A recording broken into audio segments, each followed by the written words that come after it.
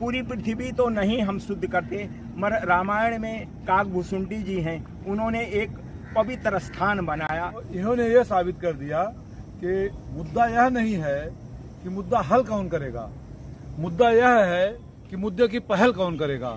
नमस्कार, मैं हूं अखिलेश भट्ट और मैं आज जो है ITO में हूं और छठ घाट पर आज आपको एक ऐसे महान पुरुष से मिलाने जा रहा हूं जो लगातार इस यमुना जी की सफाई करते हैं, इस घाट को स्वच्छ रखते हैं, सुंदर रखते हैं, पावन रखते हैं और इस जंगल में जो भी हमारे पशु पक्षी इत्यादि उन सब के लिए जो है दाना पानी इत्यादि जो है और इन पेड़ों की रक्षा करना, सुबह शाम दिन रात सिर्फ उन्हें इस प्रकृति की चिंता रहती है कि हमारी जो ये प्रकृति है किस तरह से स्वच्छ हो, सुंदर हो और किस तरह से हम इस प्रकृति को बचाए रखें। उपाध्याय जी नमस्कार। नमस्कार जी। आपका जो ये काम है जिसको हम देख करके जो है हम सुबह शाम देखते रहते हैं फेसबुक के माध्यम से, सोशल मीडिया के माध्यम से, दिल बड़ा खुश होता है और मन करता है कि जिस तरह का कार्य आप कर रहे हैं अगर इस तरह से इस जो हमारी पृथ्वी है, जो हमारी धरती है, इसमें सभी लोग करें तो शायद हमारी जो धरती में आज जो विनाश की तरफ हमारी जो धरती बढ़ रही है उसमें जो है कहीं कहीं जो है कुछ इस धरती में जो ठहराव आएगा और परिवर्तन होगा।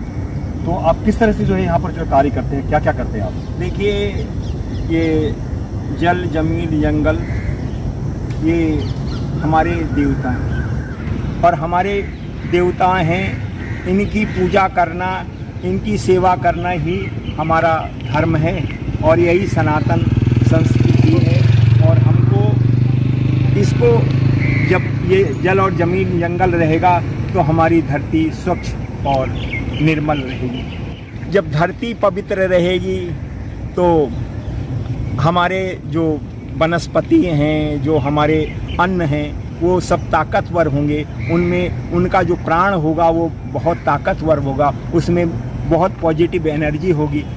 जल होगा, जल में ही अमृत है, अमृत हमारी नदियों का जल जो है वो अमृत है और जंगल है, ये हमको प्राणवायु देते हैं। और सतयुग में वृक्षों की जो हवा थी ये हमारी इसमें हमें भोजन था, यही हमारा भोजन था, जो सांसों से हमारा भोजन था, इसीलिए कचरा नहीं था तो इसी को सतयुग बोलते हैं। और पूरी पृथ्वी तो नहीं हम शुद्ध करते, मगर रामायण में काकभूषुंडी जी हैं, उन्होंने एक पवित्र स्थान बनाया। तो एक भाव है रामचरितमानस से एक मिला कि हमको एक पवित्र तीर्थ बनाया जाए, इसी की एक छोटी सी कोशिश है। हमारे साथी लोग हमारे को मदद करते हैं, सब सहयोग करते हैं, तीर्थ में परिवर्तित हो जाए, एक ये जंगल तैयार हो जाए और यहाँ सत्संग हो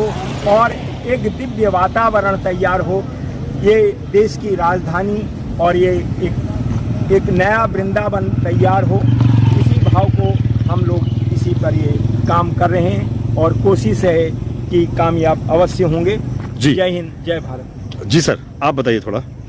मैं विजय मिश्रा। जी। मैं जब पहली बार इसकी जंगल की सफाई करते हुए इनको अकेले देखा तो मैं हैरान रह गया कि अशोक भाई साहब जंगल में लगे हुए हैं, जमुना किनारे बोरी में कचरा उठा रहे हैं, तो लोग देख के इनको हंसते थे कि ये अकेले क्या करेंगे, यहाँ पे पागलपन है इनका जो लगे हुए हैं। लेकिन इसी भाव में ये निरंतर लगे आए, जिसके कारण सैकड़ों लोग इनसे जुड़ गए। आज स्थिति ये है कि जहाँ पर हम खड़े होकर के आपसे बात कर रहे हैं, इस जगह पे आने में इतनी टाइम शाम को डर लगता था। तो इन्होंने ये साबित कर दिया कि मुद्दा यह नहीं है कि मुद्दा हल कौन करेगा, मुद्दा यह है कि मुद्दे की पहल कौन करेगा। सही बात। भाई साहब ने पहल किया और इस पहल को साबित करके दिखाया और निरंतर इसमें लगे रहते हैं।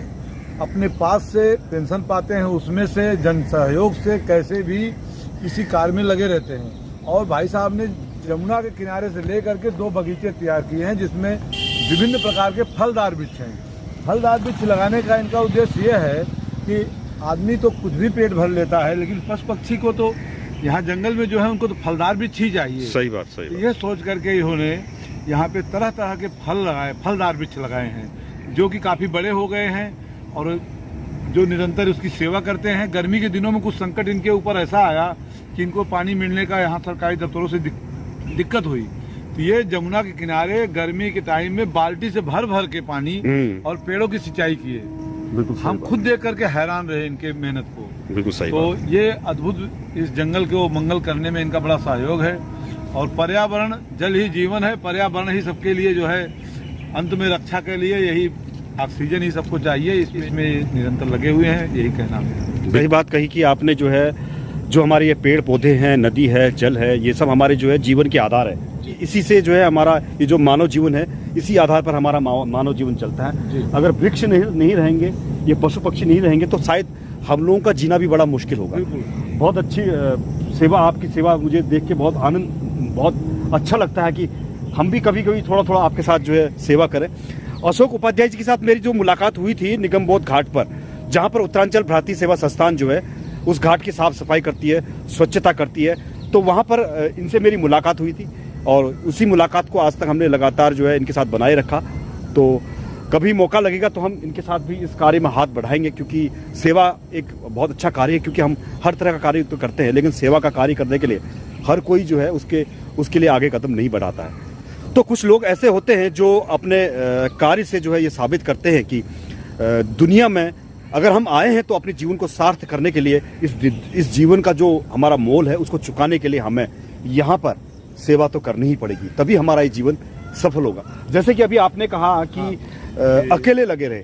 देखिए, अकेले तो एक उदाहरण है बिहार का, जो दशरथ मांझी थे, जिन्होंने अकेले अपने दम पर जो पहाड़ को जो है काट कर एक रोड बना डाली, आज जिसके कारण आज वहाँ पर जितने भी गांव वाले हैं वहाँ पर जो उसकी सुविधा पा रहे हैं। तो ये आपका एक जो लक्ष्य है, जो आप कार्य कर रहे हैं, ये कहीं न कहीं सफल जरूर होंगे। और आने वाले टाइम में जो ये जंगल आज हमको दिख रहा है, इतना अच्छा वातावरण दिख रहा है, इस तरह का माहौल दिल्ली में कहाँ देखने को मिलता है, जहाँ पर जो है हम लोग जो है अच्छी तरह